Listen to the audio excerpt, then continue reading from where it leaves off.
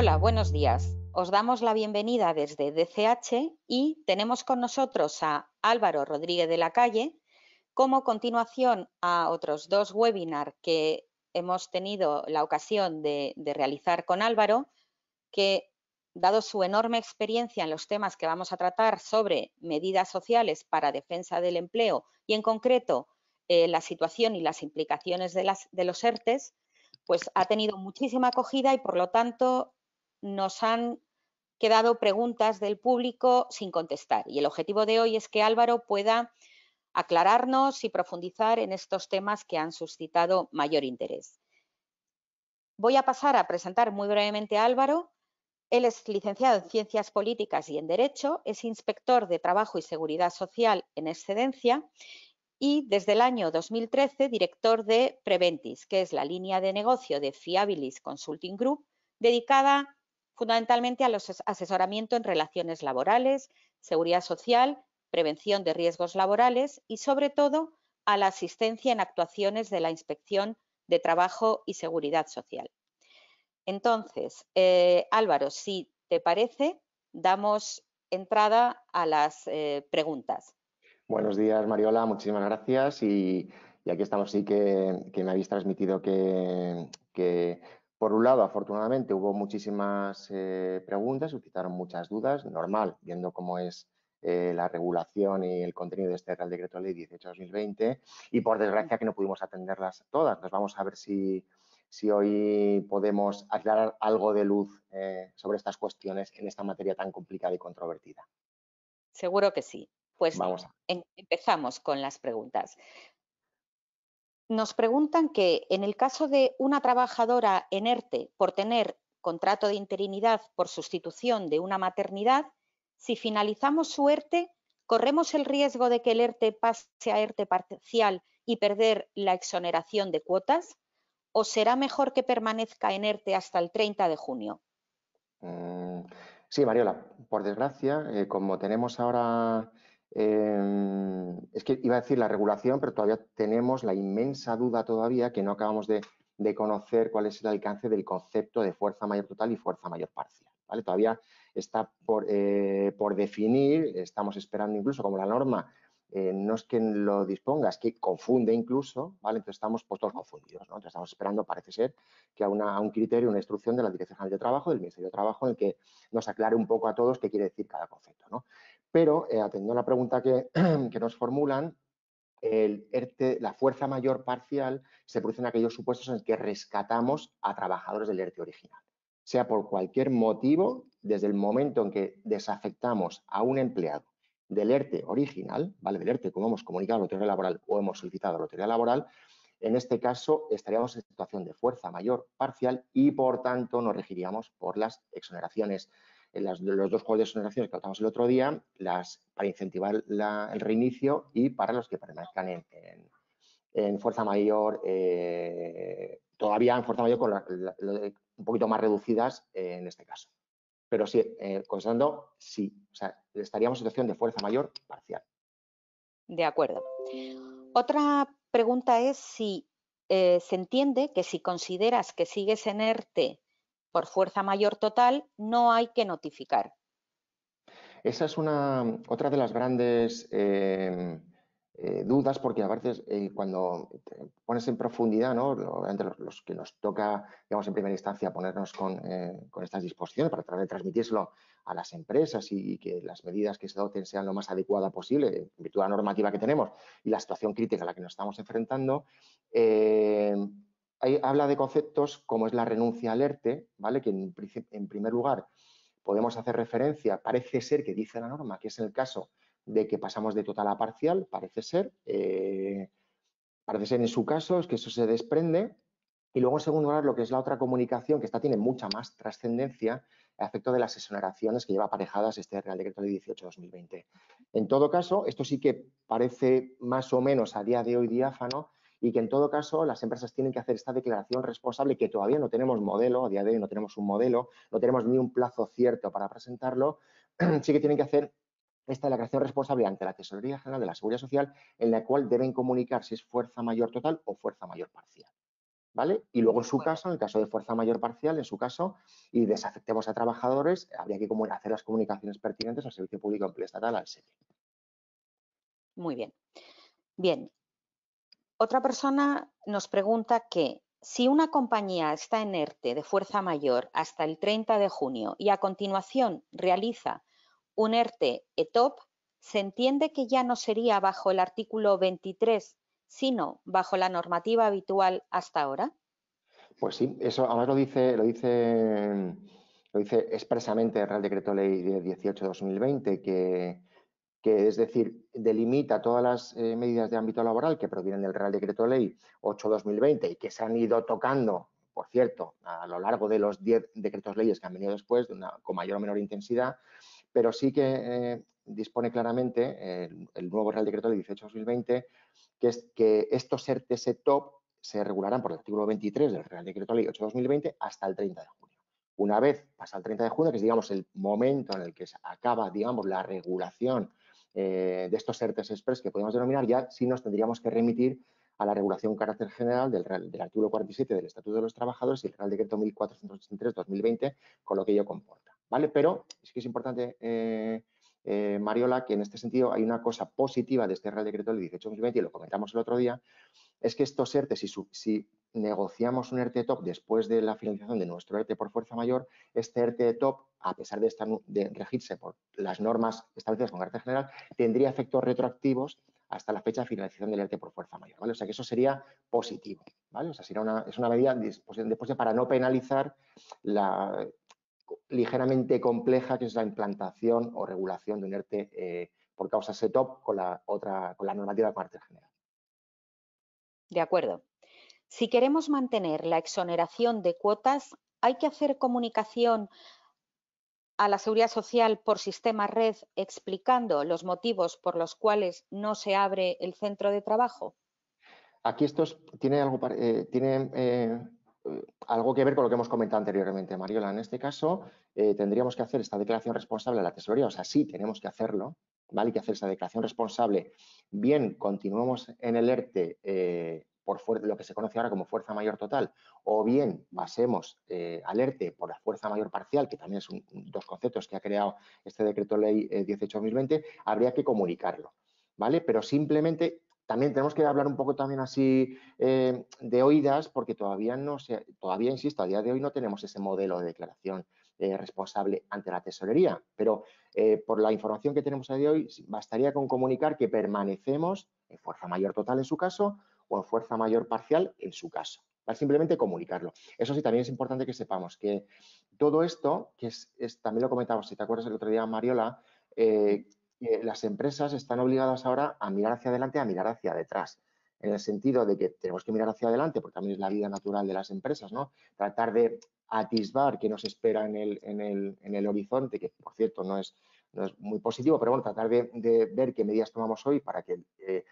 tratamos de revertir la situación parecida a la que se nos avecina, ¿vale? Pero al mismo tiempo ahora tenemos que estar mirando lo que hemos hecho desde el 17 de marzo si hemos implantado los ERTES, porque van a estar sujetos, de hecho ya hay una campaña de la inspección iniciada para tratar de revisar los ERTES, sobre todo los de fuerza mayor, que conlleva autorización administrativa, a efectos si la medida que ha solicitado la empresa, o sea, efectivamente existe una fuerza mayor y las medidas son adecuadas, ¿vale? Por tanto, esto lo que quiero decir es que en esa declaración responsable haremos esa calificación, pero luego van a venir a decirnos si efectivamente esa calificación es correcta o no es correcta, ¿vale? Y fundamentalmente a través de la Inspección de Trabajo y Seguridad Social.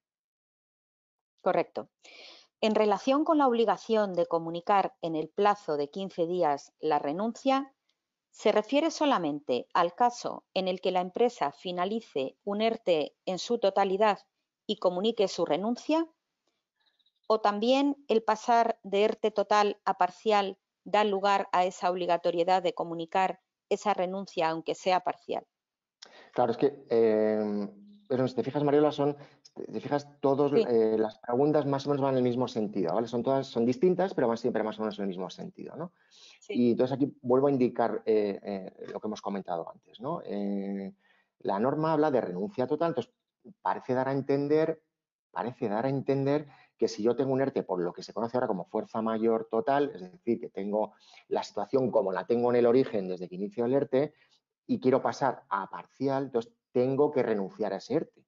¿Vale? Parece ser. O sea, tengo que hacer una declaración a la autoridad laboral diciendo que renuncio a ese ERTE por fuerza mayor total para pasar a un ERTE de fuerza mayor parcial. Y esto, a su vez, aparece en el artículo 4 del Real Decreto Ley 18/2020 cuando habla del juego de las dos exoneraciones por reinicio y por continuación en el ERTE. ¿Vale? Entonces, sí que hace referencia a la renuncia. Por tanto, sí que podemos indicar que efectivamente hay que hacer una renuncia. Yo pido que me disculpas, Mariola, y que nuestro público también nos disculpe, digamos, esta indeterminación en la que estoy incurriendo, vamos, como inaudita, casi, porque no, la norma es tan confusa que tenemos que hacer eso, tratar de inferir, deducir, colegir qué quiere decir la norma, pero parece que sí, todo apunta a que hay que renunciar al ERTE por fuerza mayor total para pasar al fuerza mayor parcial. De acuerdo. ¿Cómo computa la deducción de las cuotas de los trabajadores que estaban en reducción de jornada antes de ese Real Decreto si no varían de jornada? Aquí también esto es, bueno, todas las preguntas son muy interesantes, cuidado, o sea, no, esto lo hago porque a veces se me escapa esta cláusula, ¿no? O sea, una pregunta muy interesante también que nos puede ayudar un poco a entender qué es esta fuerza mayor total y qué es esta fuerza mayor parcial, ¿no? Según lo entiendo, parece entenderse, parece desprenderse de la norma, la fuerza mayor total es aquella situación en la que yo no toco nada, Mariola, yo no desafecto trabajadores. Es decir, yo, si ponemos por referencia el Real Decreto Ley 8/2020, el 17 de marzo, por ejemplo, incluso podría haber sido antes, pero vamos a poner el 17 de marzo, solicito un ERTE por fuerza mayor total y adopto unas determinadas medidas en el ámbito laboral. Si yo no toco esas medidas que propongo a la autoridad laboral, ¿vale? No propongo exactamente, si no implanto en virtud de esa fuerza mayor, no las modifico hasta el 30 de junio, en esa situación yo estaría en fuerza mayor total. Si yo desafecto en ese periodo, incluso digo en ese periodo, entonces sí que entraría en juego la fuerza mayor parcial y por tanto entrarían en juego estas exoneraciones un poquito altas para las que le reinicien y más bajas para los que permanezcan en situación de ERTE. Muy bien. En el caso de hoteles, si tenemos ERTE de fuerza mayor total y queremos incorporar a un trabajador a la actividad, ¿se entiende que pasamos a inicio de la actividad, aunque el hotel continúa cerrado, por el hecho de incorporar a un trabajador? Y además, ¿sería un ERTE parcial y se reduce el porcentaje de exoneración? Estoy procesando, Mariola, estoy procesando. Pues la pregunta bueno, la pregunta es verdad, muy buena, pero lo que a lo mejor es terrible es la contestación, ¿no? Yo insisto, yo aquí me encomiendo ya a que se aporte algo de claridad por parte del Ministerio de Trabajo en este sentido, porque si yo me atengo a lo que dice la norma, en este caso, y vamos a poner números para hacerlo más gráfico, ¿no? Si yo tengo un hotel, vamos a poner para hacerlo abundante, ¿vale, Mariola? Si tengo 1000 trabajadores de un hotel que están cerrados, y además en Madrid, que no pueden realizar su actividad, y pongamos el caso que yo quiero, para hacerlo dramáticos, ¿vale, Mariana? Que yo cojo Sí. un técnico de mantenimiento de mi hotel para que empiece a poner en funcionamiento la actividad, o sea, saco del ERTE a un técnico de mantenimiento y mantengo a 999 trabajadores en suspensión del contrato, podría llegar a entenderse que ahora la empresa está en situación de fuerza mayor parcial simplemente porque ha desafectado a un trabajador para que empiece a preparar la actividad cuando se produzca la reapertura.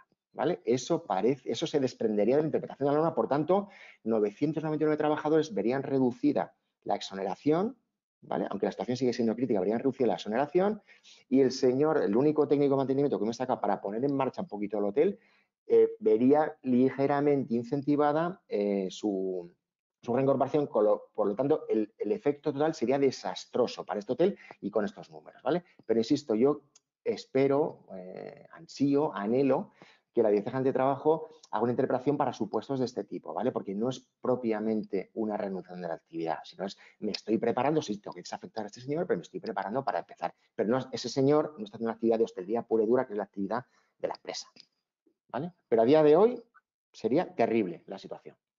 De acuerdo.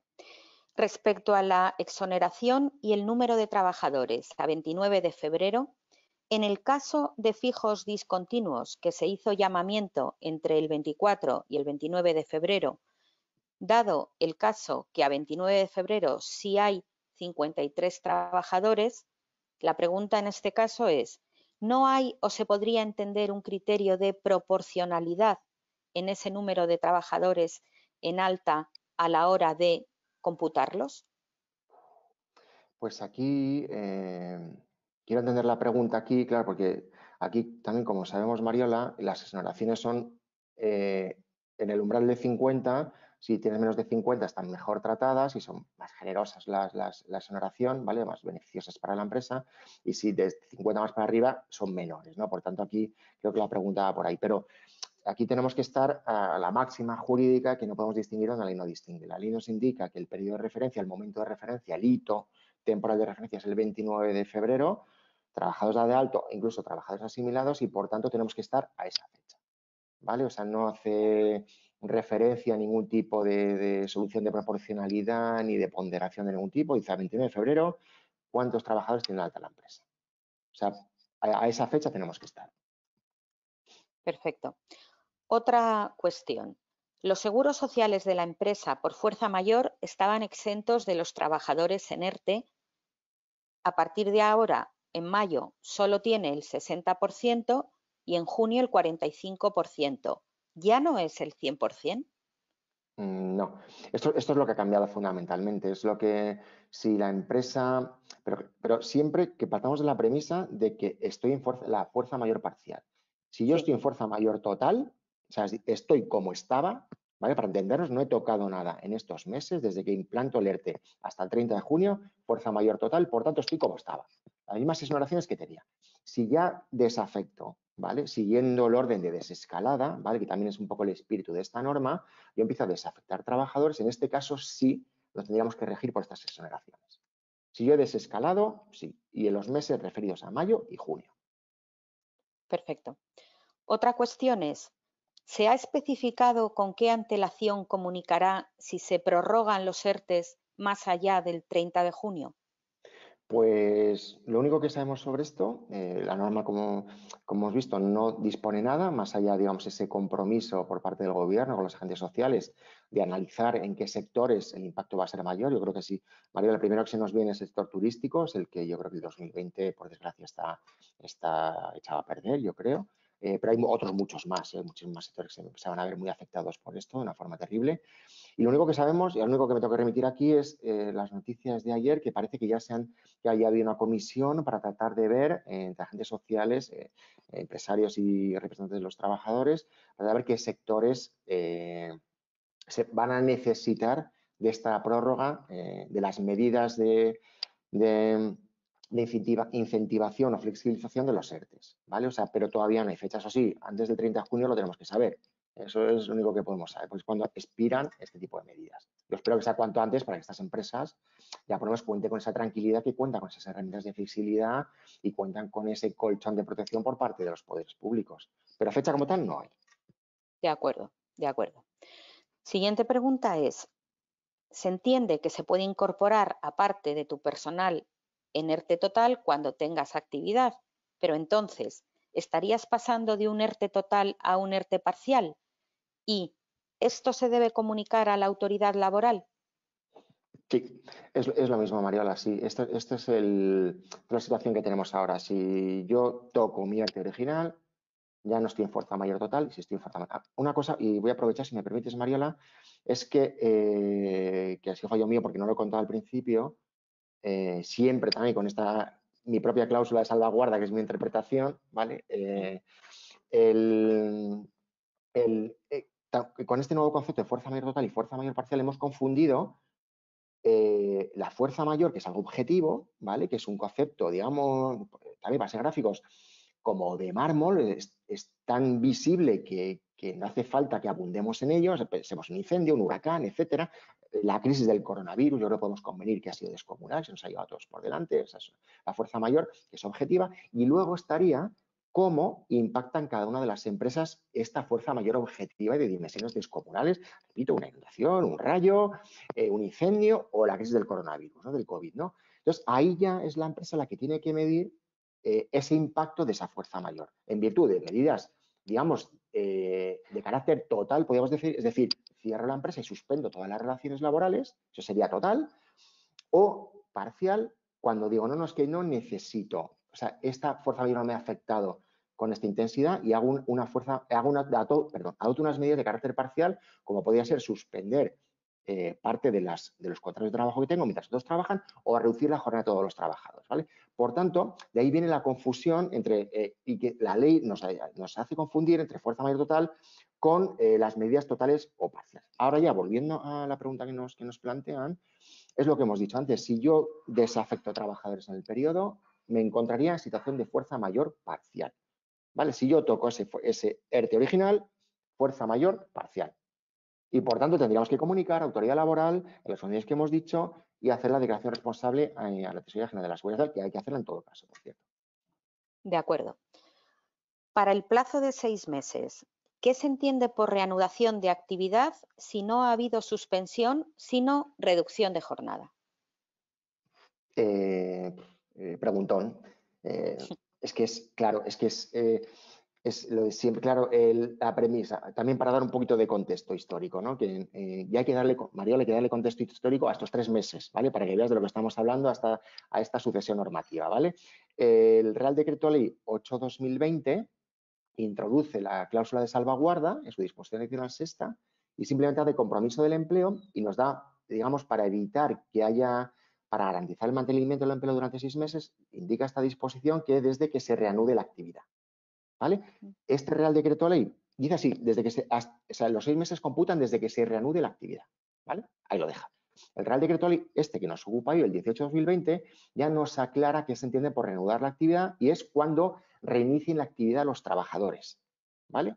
Entonces, sí que no dice otra cosa. Bueno, dice muchas más cosas, pero en el momento de cuándo es el día que computan estos 6 meses, dice esto. Entonces, ahora vamos a esta pregunta y dices, nos plantean, y me planteo yo, si yo no he parado mi actividad, si he tenido a todo el mundo reducido la jornada, o sea, mi empresa ha seguido funcionando a la mitad, o a un 10%, o a un 40%, o a un 60%, yo realmente no estoy reanudando, ¿vale? Por tanto, ya es una cuestión que la ley no me habla de este supuesto, pero yo voy un poquito más allá. Aquí tenemos que ser muy prudentes con este tipo de cuestiones, ¿no?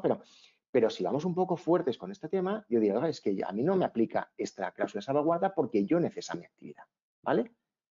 Es que es la situación como tenemos, ¿vale? Porque aquí es que esa pregunta, insisto, que me hace esto a mí, yo la devuelvo. Es decir, claro, si yo no he parado, ¿cómo me va a aplicar algo que me habla de reanudar? ¿Vale? O sea, que tiene una dificultad, hasta para mí casi está insalvable, ¿vale? O sea, pero es que la ley no nos dice nada más que eso. Y la aclaración tampoco aclara.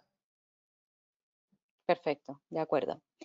Y Pero en bueno, el perdona, caso Mariela, de... perdona, Mariela, pero sí que digo, aquí los que quieran pelear esto, ¿vale? Y así lo digo, Mariola, que me llamen, Perfecto. ¿vale? Y en, y en el caso de pasar a una persona de una suspensión total a una reducción de jornada, ¿qué documentación se debe presentar al SEPE y a la Seguridad Social? Vale, pues aquí sí que habría que ir también, y lo destaco porque creo que es justo reconocerlo, también no olvidamos que yo he estado 13 años en administración, Mariola, y el SEPE y la administración funciona muy bien, tienen unos profesionales espectaculares, exclusión hecha de servidor, ¿vale? Gente que trabaja muy bien, lo que pasa es que obviamente a todos nos ha desbordado esto, ¿no? El SEPE funciona muy bien, el SEPE tiene una página web espectacular, con muchísima información, o sea, yo la utilizo todos los días para aclarar dudas, pues está muy bien hecha. Entonces, aquí lo que habría que comunicar al SEPE, pues que se ha producido esta variación, en que he pasado de una situación de desempleo total, ¿vale? Pues tener suspendida la relación laboral a uno parcial, ¿vale? Porque tengo reducida la jornada y hay que comunicar, digamos, esa suspensión, esa modificación digamos, de la prestación por desempleo original al SEPE a través de los canales que establece la web, que ahí dirijo digamos, a la persona que nos pregunta esta cuestión, al SEPE y a la Tesorería General de la Seguridad Social, había que hacer una variación de datos también con las nuevas claves que han introducido para que a través del sistema REN notifiquen esta variación de datos, que es muy importante. Estas dos sí que es importante, María, que tienen que hacer estos dos trámites que son muy importantes, ¿vale? Si no hacemos bien este tipo de comunicaciones, comunicando a la Tesorería, que varía la situación del trabajador respecto a su situación de alta o asimilada a la alta o otra situación percibida en la prestación y sobre todo al SEPE, que no comunicamos que un trabajador lo hemos desafectado y está trabajando en otras condiciones, nos enfrentamos a infracciones de carácter muy grave, ¿vale? O sea, infracciones muy graves de hasta 187.000 euros con posibilidad que nos hagan devolver la prestación por desempleo y una infracción por cada trabajador, ¿vale? O sea, que aquí sí que tenemos que ser muy rigurosos y muy puristas con este tema, ¿vale? De O sea, muy acuerdo. importante este tema. Bien. En aplicación a las fases de desescalada, ¿podrían considerar que es ERTE de fuerza mayor parcial, aunque no se desafectara a nadie antes del 13 de mayo y, por lo tanto, cuando la declaración responsable de empresa indicara ERTE por fuerza mayor total, no aprobarlo? Aquí es lo que hemos dicho ya, Mariola, aquí también vamos a un consejo de supervivientes, ¿no? Que aquí somos unos supervivientes, ¿verdad, Mariola? Entonces vamos a esperarla. Nos ha dicho la tesorería que la declaración responsable, que no hay modelo que se haga, todavía de hecho no hay este modelo, dice la propia tesorería en sus boletines, que ha dictado dos en 2 días, uno modificando a otro, también dicho sea de paso, ¿no? Que todavía a 1 de junio todavía no hay nada, que lo hagamos a primeros de junio, por lo tanto vamos a esperar un poco a ver la Dirección General de Trabajo qué nos dice, ¿vale? Para que lo tengamos absolutamente todos claro y por lo menos tengamos un salvoconducto si yo hago algo, a mí me ha dicho este organismo del propio Ministerio de Trabajo, ¿vale? Que tengo que calificarme de esta forma, ¿no? Pero seguimos con la interpretación que le hemos dado, este caso sería una situación de fuerza mayor total porque yo no he tocado nada, ¿vale? Por tanto, tendría simplemente que comunicar que estoy en situación de fuerza mayor total. ¿Vale? Muy bien, Pero ahora con la pregunta siendo más preciso, que me he ido un poco. No nos lo van a, o sea, no está sometido a aprobación, ¿vale? Simplemente vamos a comunicar. Vamos a comunicar que estamos en una determinada situación. Luego vendrá, como diría Seneca, el tío Paco con las rebajas en forma de inspección y nos dirá si la medida es adecuada o no es adecuada, si hemos respetado la norma, pero no nos lo van a denegar como tal. Simplemente vamos a hacer una declaración responsable, ¿vale? Con el peligro que eso comporta también. perfecto. ¿Puedo desactivar a más trabajadores a reducción de jornada, es decir, 4 trabajadores al 50% en lugar de 2 trabajadores al 100%? ¿Y cómo me afectan las bonificaciones? Y si puedo acumular las jornadas para que trabajen una semana unos a 8 horas y otra semana los otros.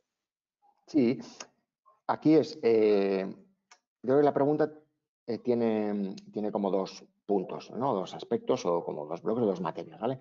Una es las medidas de desafectación, que eso sí, la empresa puede hacer las desafectaciones que estime por conveniente, o sea, quito suspensiones, ahí la empresa está en su ámbito directivo, ¿vale? Está arropado por sus facultades directivas de determinar cuál es la medida que más se adapta a mi situación productiva, ¿vale? Entonces, pues, quito de suspensión o hago más reducciones de jornada en vez de quitar suspensiones, etcétera, ¿vale? Ahí no hay ningún problema. Y aparte, de hecho, el sistema tiende obviamente también a que se promueva esta desafectación, ¿vale? Porque si los trabajadores no cobran la prestación por desempleo, inician la actividad, cobran su salario, etcétera, digamos, está en una situación más o menos de normalidad. El problema está si lo unimos, que es lo que tenemos que hacer con la famosa fuerza mayor parcial y fuerza mayor total. Yo os sigo diciendo, Mariela, cuando toquemos el ERTE original estamos en fuerza mayor parcial y por tanto ya no regimos por esas exoneraciones. Da igual cómo hagamos, ¿vale? ¿Qué medida adoptemos, de ajuste adoptemos, que en este caso nos encontraremos en situación de fuerza mayor parcial, que son cosas Bien, distintas, ¿vale? correcto. Otra pregunta que nos formulan es si puedo activar y desactivar al trabajador porque la causa de activación ha finalizado o una vez sacado del ERTE ya no puede volver a entrar. El ERTE tiene, claro, si yo he comunicado al Servicio Público de Empleo Estatal que el señor que está fuera, que ya ha extinguido la prestación por desempleo porque reinicia la actividad, no podía volver a meterlo en el ERTE tampoco, ¿vale? O sea, porque aunque también es verdad que en esta pregunta también tiene mucho que ver con que tampoco nos están diciendo las cosas muy claras. La Dirección General de Trabajo, de una forma vaga e imprecisa, cuando se puso en marcha la desescalada, nos dijo que se podía hacer, si yo tenía una solicitud de suspensión de contratos, podía hacer una reducción de jornada, cuando eso técnicamente no se puede hacer porque estoy variando la medida que yo he solicitado. ¿Vale? Dice que en aras del beneficio y de las ventajas de esta desescalada, que debería ser fácil, pero no dice más que debería ser fácil, ¿no? Pero en este caso sí que en puridad no podíamos volver a meter a nadie en el ERTE que hayamos sacado el ERTE, ¿vale? Sin tramitar un nuevo ERTE. ¿vale? No podríamos, ¿vale? Porque el ERTE tiene las medidas y dimensiones que tiene. Otra cosa esto es que suspendamos la relación, que entremos y saquemos a un trabajador. Una cosa sería desafectar, ¿vale? Pero si yo lo he excluido directamente, empieza a trabajar y quiero volver a soltar nueva medida, tendríamos en impunidad tramitar un nuevo ERTE. De acuerdo. Si en la fase sanitaria de una concreta provincia permiten la reanudación de actividad que hasta ese momento estaba suspendida en la empresa, por ejemplo, en el caso de tiendas físicas, ¿tiene la empresa la obligación de reanudarla o automáticamente y como consecuencia pasar a ERTE parcial o puede esperar al momento propicio según su propio criterio empresarial? Claro, aquí, como ahora y creo que podemos tener una solución para eso, como ahora podríamos tener una solución para eso, ¿vale, Mariola? Pero en cuarentena, nunca mejor dicho. Como hay que hacer una declaración responsable por cada código de cuenta de cotización, ¿vale? Parece que vamos a poder decir que estamos en fuerza mayor total en un código de cuenta y fuerza mayor parcial en otro, ¿vale? En este caso, si yo tengo por orden gubernativa encima cerrada una actividad, yo no puedo reiniciar mi actividad, ¿vale? Entonces, parece ser que yo a ese código de cuenta lo podría mantener en fuerza mayor total y el resto en fuerza mayor parcial si he desafectado trabajadores, siempre y cuando haya desafectado trabajadores, ¿vale? O sea, que podría tener una solución este tema, sí. De acuerdo. En los beneficios para fijos discontinuos se remite al artículo 25.6 del 8/2020, pero estas medidas se mejoraron en el Real Decreto 15/2020. ¿Qué medidas son las que se extienden hasta el 31 de diciembre del 2020? Claro, aquí lo que hemos hablado también, la sucesión de norma también, ¿vale? Aquí lo que tendríamos que estar en este caso es si el Real Decreto Ley 15/2020 ha modificado el 25.6, que ha modificado, tendríamos que estar al contenido de ese 25.6 con la redacción que tenga la fecha, ¿vale? Por tanto, tendríamos que estar con las actualizaciones y modificaciones correspondientes, ¿vale? De acuerdo. Otra cuestión es, en el caso de un ERTE total, ¿puedo rescatar trabajadores parcialmente y posteriormente volver a incluirlos en el ERTE de suspensión total? Si yo cuento con esta medida aprobada y de rescate de desafectos, sin ningún problema, ¿vale? Otra cosa es que yo altere el ERTE y que yo renuncie totalmente al ERTE, pero si yo tengo un ERTE, desafectar y afectar no hay ningún problema, ¿vale? O rescatar y volver a afectar el ERTE no hay ningún problema si yo cuento con ese marco del ERTE, ¿vale? Eso no habría ningún problema. De acuerdo.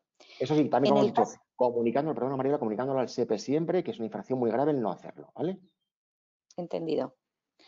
En el caso de trabajadores afectados por ERTE con contratos temporales cuya fecha de finalización coincide con la vigencia del ERTE, la duda es cómo actuar en virtud de la interpretación del artículo 5 del Real Decreto 9/2020 de 27 de marzo, por el que se adoptan medidas complementarias en el ámbito laboral para paliar los efectos del COVID.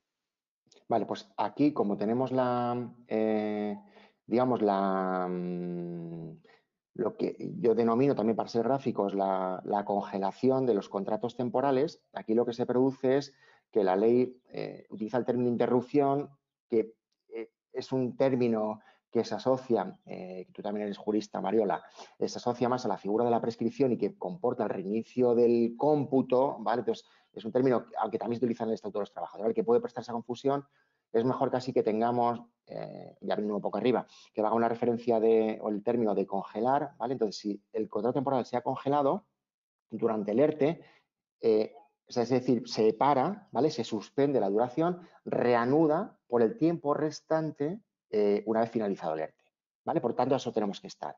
O sea, en este caso, si ha estado 2 meses, o sea, no es que técnicamente se amplíe la duración, porque realmente no se amplía la duración porque ha estado suspendido, pero sí que se reanuda su duración, se corta y se reanuda, ¿vale? Por tanto, en este caso habrá que estar cuánto tiempo ha durado el ERTE y, digamos, añadirlo o que el trabajador va a continuar desarrollando ese contrato temporal una vez finalizado el ERTE. Muy bien. De acuerdo. En el contexto del artículo 5, interrupción del cómputo de la duración máxima de los contratos temporales, la suspensión de los contratos temporales, incluidos los formativos, de relevo e interinidad, por las causas previstas en los artículos 22 y 23 del Real Decreto 8/2020 de 17 de marzo, supondrá la interrupción del cómputo tanto de la duración de estos contratos como de los periodos de referencia equivalentes al periodo suspendido en cada una de estas modalidades contractuales respecto de las personas trabajadoras afectadas por estas. Y en relación a esto, la duda y la pregunta es que se aplica tanto a ERTEs de reducción de jornada como a suspensivos. Es decir, que realmente cómo funciona esta suspensión de la Vale. duración de los contratos temporales. Muy bien, Mariola. Ahora, aparte de ahora que tenemos dos preguntas también. En primer lugar, la pregunta es muy buena, es muy interesante también. Esta congelación de los contratos temporales solo afecta a los ERTEs de suspensión de relaciones laborales, ¿vale? No a los de reducción de jornada, porque aquí, digamos, aun con la jornada reducida, el trabajador ha continuado prestando servicios en virtud de ese contrato temporal, ¿vale? Por tanto, solo se aplica esta congelación a los ERTEs por fuerza mayor y a los ERTEs en general con el contrato suspendido, con relación laboral suspendida, ¿vale? Ahora ya, en lo segundo, y digo que las preguntas tienen mucho que ver porque probablemente las haya propiciado yo también, ¿vale? El otro día cuando me plantearon una cuestión de este tipo, y ahí me hice yo un lío, ¿vale, Mariola? Entonces ahí, esto que cuenta un poquito, creo que algo mejor sobre la interrupción, que se entiende por interrupción, etcétera, que hablé del contrato por obra, etcétera, pues vine a decir que parece ser que no se congelaba, ¿vale? Voy a decir, ¿no? Pues ahora lo voy a tratar de decir mejor, ¿vale? Es decir, y volviendo al mismo ejemplo, ahora en un ERTE por suspensión, ¿vale? Los contratos temporales, su duración se congela, ¿vale? Se para la duración, en tanto dura el ERTE y una vez finalizado el ERTE reanuda su cómputo, ¿vale? Yo lo que quise decir, que no lo dije bien, es que no se incrementa la duración en tanto en cuanto no es una interrupción que empieza de cero, ¿vale? Pero por el juego de los términos de interrumpir, suspender, ¿vale? No, pero es decir, se congela. Por tanto, si yo el ERTE supone 2 meses de suspensión del contrato de trabajo, a este contrato temporal habrá que sumarle esos 2 meses, ¿vale? Pero no es propiamente una ampliación de la duración, sino que continúa su duración una vez congelada, ¿vale? Espero Muy haberlo explicado bien ahora, Mariola, y si no, aquí estoy. de acuerdo, muchas gracias. Bueno, nos quedan 2 preguntas, entonces Vale. vamos a intentar ser igualmente breves. En Vamos, que cuanto sea a breve, las Mariola, que sea breve, me estás diciendo, ¿no? Vale, porque tú estás siendo muy correcta. Vale, vale, que me estoy viendo arriba, haces bien, bien, bien. En cuanto a las prórrogas de contratos temporales, a esta persona que formula la pregunta, sí que le habían indicado que en caso de fin de interinidad sí que operaba finalizar el contrato, aunque fuera contrato temporal. Claro, claro, es que eso también, y voy a ser breve, ¿vale? Que ya he captado el mensaje, Mariola, pero es verdad, aquí tampoco, y esto, ahí también, por eso la lié el otro día, y me lié yo y lié al público el otro día, ¿no? Yo creo que no podemos tampoco desvirtuar con este tipo de medidas el propio funcionamiento de las figuras jurídicas en el ámbito en este concreto de los contratos de duración determinada, ¿no? Eh, por ejemplo, si yo tengo un contrato de interinidad, ¿vale? El contrato de interinidad se extingue, porque lo dice la ley, bueno, no quiero utilizar el latinajo ahora para no ser muy cursis, se extingue cuando se incorpora la persona sustituida, o sea, se extingue, esa es la causa automática, inmediata e incondicionada de finalización del contrato de interinidad. Por tanto, yo no puedo mantener un contrato de interinidad cuando está el sustituto incorporado a la empresa. No puede ser, ¿vale? Por tanto, el contrato hay que hacer una interpretación cabal de la norma, ¿vale? O sea, sería un disparate que yo mantenga 2 relaciones laborales que son incompatibles. Yo no puedo tener al sustituto y al sustituido trabajando, no puede ser, ¿vale? Y otro tanto cabía decir con los contratos por obra o servicio determinado. Si la obra o servicio determinado, aunque lo suspendamos o congelemos, si la obra o servicio ha concluido, yo no puedo hacer nada para mantener esa relación laboral, ¿vale? Por tanto, hay que hacer también una interpretación cabal, racional, sistemática de esta disposición, ¿vale? Esta disposición se aplica puramente a los contratos que van a término, a plazo, como es el eventual por circunstancias de la producción. Ese es puro, porque aparte no habla del marco temporal de referencia que también se amplía. Eso sí, porque digamos la causa de finalización es la llegada del término. Pero en otro contrato es más que discutible también. Más discutible era que yo es que no lo comparto en absoluto. Entendido.